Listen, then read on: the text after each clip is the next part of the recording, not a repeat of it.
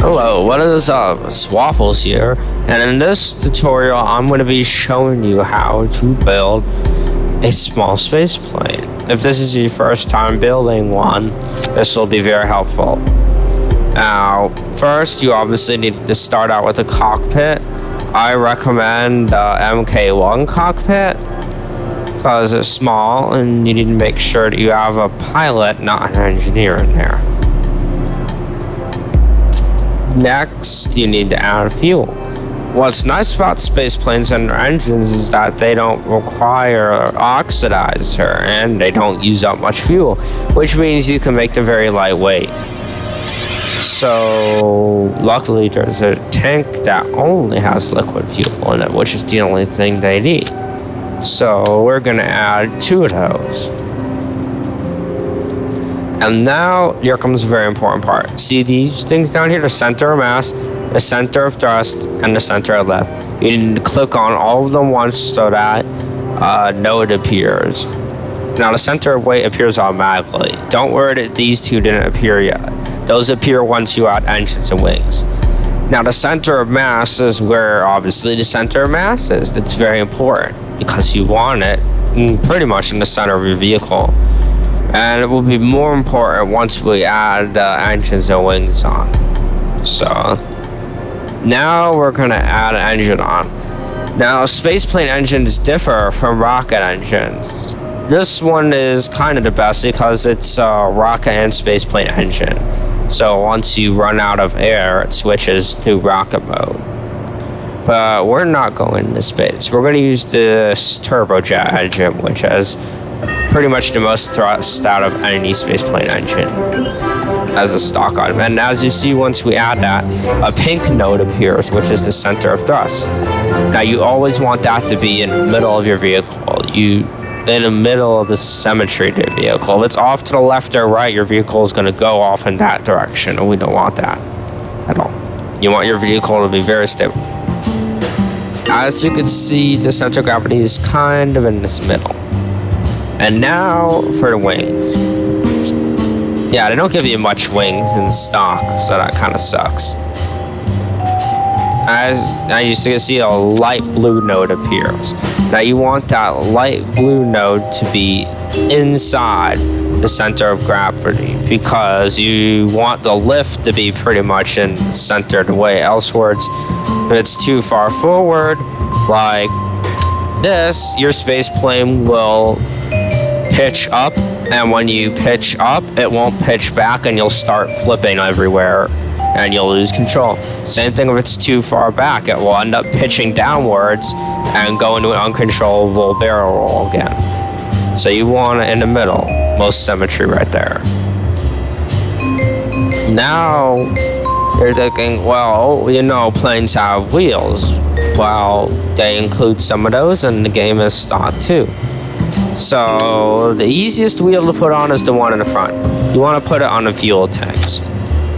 Now, if you go ahead and put your back wheel on like this, well, I feel sorry for you because that is not going to stay up straight for more than 5 seconds. There's a trick to this. You have to make it so that there's 2 of them, put them like that, then rotate them like that, so that they're both straight, and then offset them a little bit to the side, like that. Let's make sure they're about the same height by moving it towards the ground.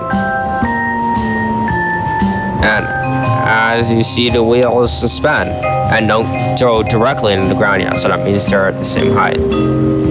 Now we need a tail fin, which will help us with steering. I'm going to add a V winglet. Now as you can see, it doesn't alter our lift much, which is good. And here is your first small space plane. It's probably not going to look exactly like this, but that's what time it is now. Time to fly. So let's drag this thing out to the runway and see how it handles. It should handle pretty good because of its small size. The objective is to get it off the runway into the air and not have it face plant in the ground. Because if your plane ended up in the water or ran into the vehicle assembly building, you need to make some changes. So we're going to throttle up and put stability augmentation system on with stability assist and press space to go. Oh no! Looks like we forgot to add one important thing. Anybody know what that is? That would be an air intake. And I purposely did that just to make you mad. The air intakes are what you need to run a spaceplane engine, because without air, a jet engine really doesn't do very much. So we need an air intake. So you can find them in aerodynamics. Let's go and get one. Personally, I like this one because they look cool. Put 2 of them on there on the underside like that. I'm gonna offset them in a little bit so they're not sticking out like that. That looks better. And now we can fly a space plane. So don't complain if your space plane engine doesn't work the first time you launch it. Usually everybody finds out that they didn't put an air intake on. But you know, rocket science is a lot harder than plane science, if there even is such a thing. As you can see, the engine works now because it can be fed with oxygen, like all jet engines are. And usually you want to make sure you reach past 100 meters a second. If you're not going faster than that, it's not going anywhere off the runway. It's just going to go right into the ocean. Now you need to press S. S to pull up. S is to pitch up. And we pull up. And as you can see, we are flying and not falling in an ocean because we have adequate speed. Once you get past here, your space plane engine will start to fail because of lack of oxygen usually.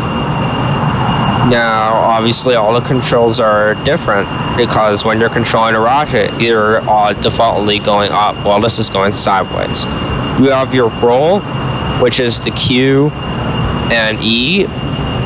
You have your pitch, which is the W and the S. And then you have your turn, or torque, which is the A and the D. Now, obviously, this plane is really easy to turn around because of its small size. Larger planes are harder to handle.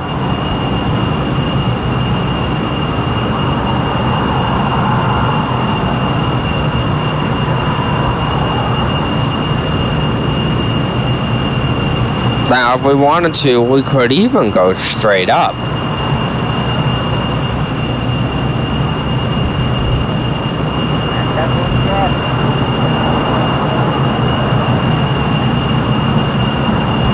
And this is the first place plane you'll probably make. It will look very similar to this. That's about all for this tutorial.